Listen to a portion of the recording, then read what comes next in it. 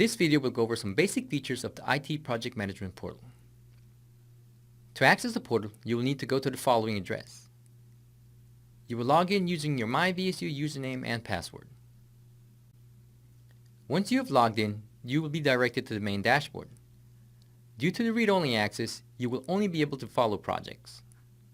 On your left, you will find your navigation bar. Two locations you will focus on is the Dashboard tab and the Projects tab. The My Dashboard tab allows you to return to the dashboard at any time. The other tab we want to focus on is the Projects tab. A key thing to remember about the Projects tab is that the small down arrow allows you to expand the Projects tab so you can view all existing projects. You can also expand specific projects that have subsections. To view all projects as cards, click on the project's title text. To get a statistical view of the projects, click on the dashboard icon on the top right. In this view, you can view general data of all projects displayed as bar charts or other forms. To return to the card view, click on the project's text once more.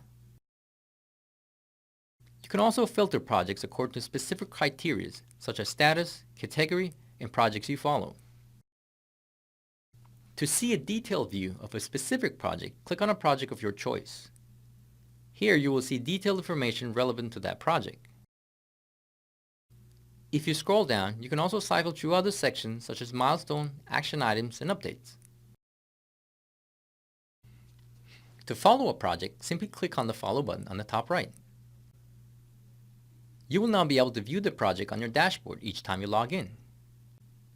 To return to the project view, either click on the project's text or on the cookie link above the project header. When you are ready to log out, click on your profile name on the top right and click on Sign Out.